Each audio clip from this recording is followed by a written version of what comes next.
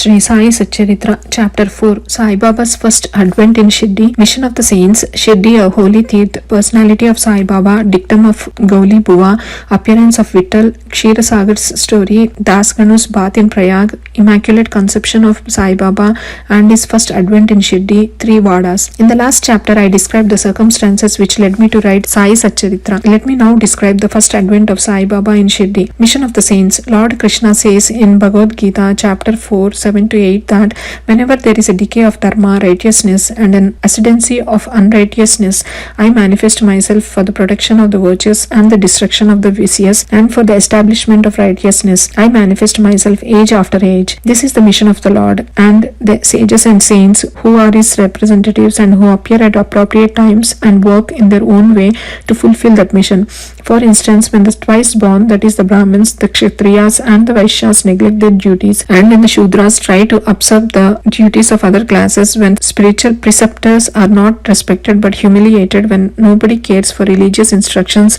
when everybody thinks himself very learned, when people begin to partake of forbidden foods and intoxicating drinks, when under the cloak of religion people indulge in malpractices, when people belonging to different sects fight amongst themselves, when Brahmins fail to do Sandhya adoration and the Orthodox leave their religious practices, when yogis neglect their meditation, when people begin to think that wealth, progeny, wife are their sole concern and thus turn away from the true path of salvation, then saints appear and try to set matters right by their words and action. They serve us as a beacon lights and show us the path and the right way for us to follow. In this way, many saints, that is Nivrutti, Dhyanadev, Muktabai, Navadev, Gora, Gunai, Eknath, Tukaram, Narahari, Narsibai, Sajan Kasai, Savata, Ramadas and various others did appear at various times to show the right path to the people, and so the present Advent came as Sri Sai Baba of Shirdi. Shirdi, a holy Tirth. The banks of the Godavari river in the Ahmednagar district are very fortunate, for they gave birth and refuge to many a saint, prominent amongst them being Dhyaneshwar. Shirdi also falls in the Kopargaon Taluka or the Ahmednagar district.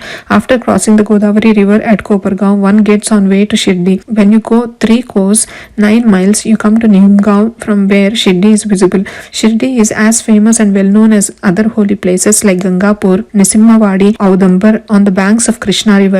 As the devotee Damoji flourished and blessed Mangalveda near Pandarpur, as Samarth Ramadas at Sajjangad, as Sri Nrisimha Saraswati at Saraswati Wadi, so Sainath flourished at Shirdi and blessed it. Personality of Sai Baba. It is on account of Sri Sai Baba that Shirdi grew into importance. Let us see what sort of a personage Sai Baba was. He conquered the sansar, worldly existence, which is very difficult and hard to cross. Peace or mental calm was his ornament, and he was the repository of wisdom. He was the home of Vaishnav devotees, most generous like Karna amongst all, the quintessence of all essences. He had no love for perishable things and was always engrossed in self-realization, which was his sole concern. He felt no pleasure in the things of this world or the world beyond. His antarang heart was as clear as a mirror, and his speech always rained nectar.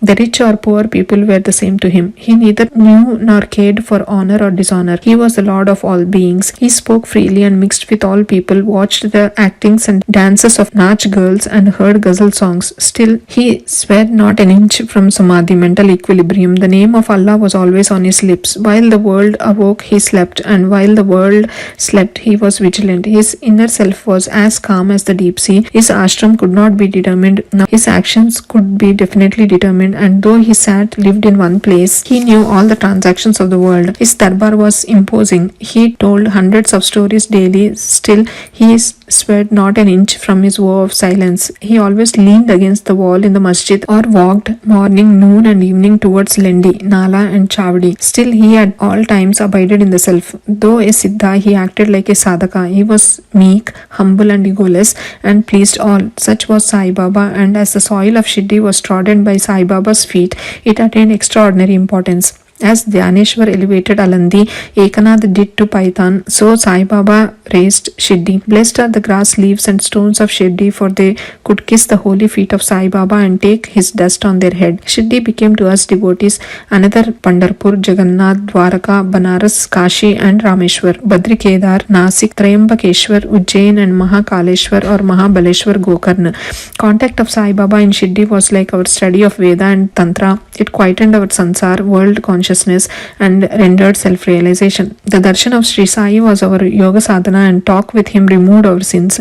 Shampooing his legs was our bath in Triveni Prayag, and drinking the holy water of his feet destroyed our sins. To us, his commands were Vedas, and accepting or eating his udi, sacred ashes, and prasad was all purifying. He was our Sri Krishna and Sri Ram, who gave us solace, and he was our Parabrahma, absolute reality. He was himself beyond the pair of Dvandvas, opposites, never dejected nor elated. He was always engrossed in his self as existence, knowledge, and bliss. Shirdi was his center, but his field of action extended far beyond to Punjab, Calcutta, North India, Gujarat, Dhaka, now in Bangladesh and Konkan. Thus the fame of Sai Baba spread far and wide, and people from all parts came to take his darshan and be blessed. By mere darshan, minds of peoples, whether pure or impure, would become quiet at once. They got here the same unparalleled joy that devotees get at Pandharpur by seeing Vithal Rakhmai. This is not an exaggeration. Consider what a devotee says in this respect.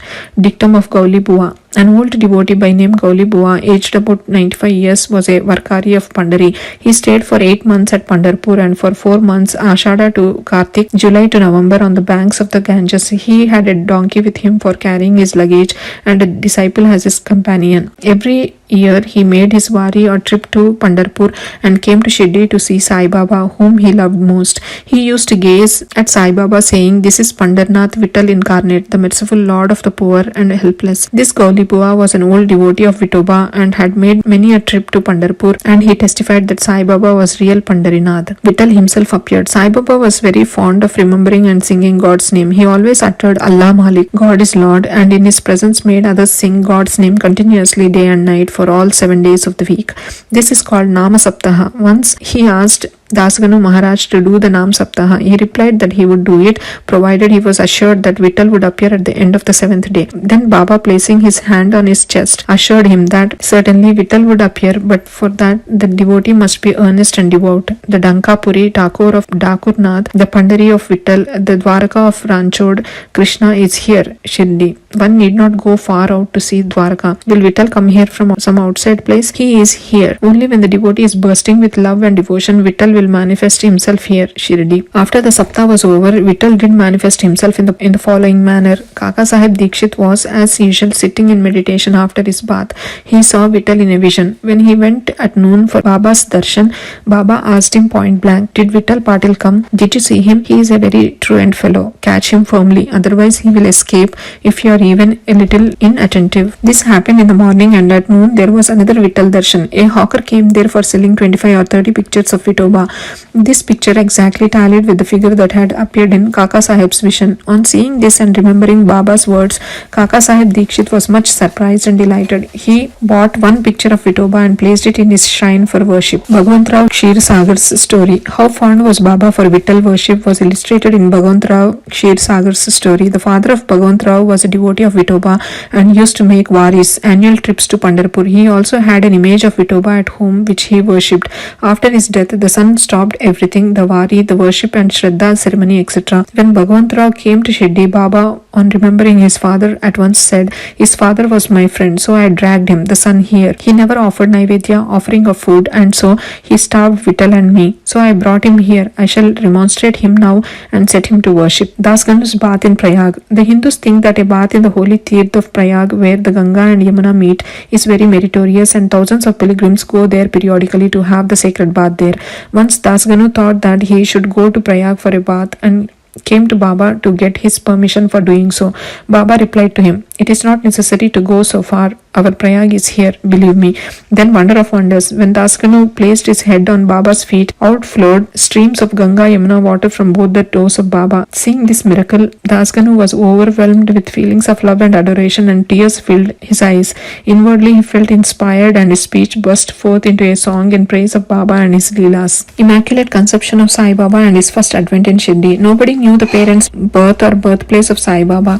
Many inquiries were made, many questions were put to Baba and others regarding these. No satisfactory answer or information has yet been obtained. Practically, we know nothing about these matters. Namdev and Kabir were not born like ordinary mortals. They were found as infants in mother of pearls, Namdev being found on the bank Bhimarathi river by Gunai and Kabir on the bank Bhagirathi river by Tamal.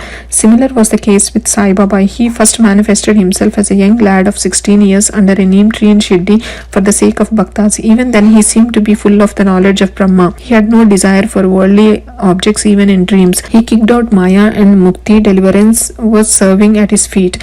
One old woman of Shirdi, the mother of Nana Chobdar, described him thus: this young lad, fair, smart and very handsome, was first seen under the neem tree, seated in an asan. The people of the village were wonderstruck to see such a young lad practicing hard penance, not minding heat and cold. By day he associated with none, by night he was afraid of nobody. People were wondering and asking whence this young chap had turned up. His form and features were so beautiful that a mere look endeared him to all. He went to nobody's door, always sat near the neem tree. Outwardly he looked very young, but by his action he was really a great soul.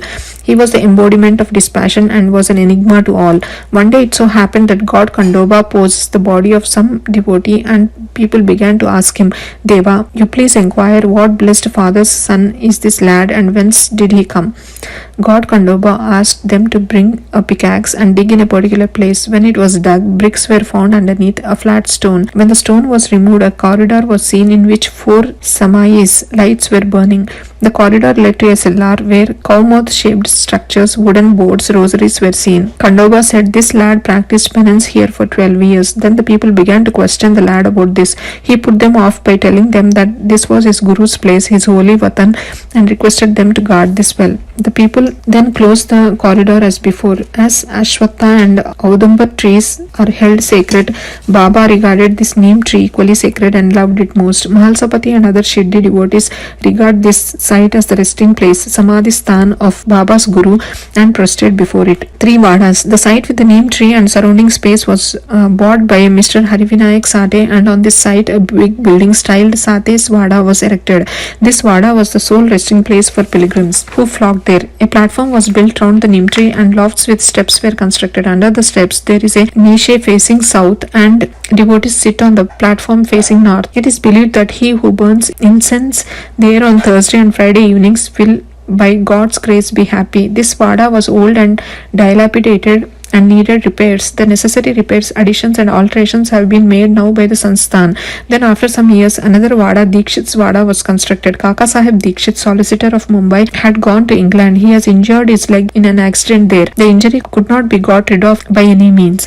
Nana Sahib Chandorkar advised him to see Sai Baba. So he went to Sai Baba in 1909 and requested him to cure the lameness of his mind rather than that of his leg. He was so much pleased with the darshan of Sai Baba that he decided to reside in Shirdi. So he built a Vada for himself and other devotees. The foundation of this building was laid on 10/12/1910. On this day, 2 other important events took place. 1. Mr. Dada Sahib Kaparde was given permission to return home, and 2.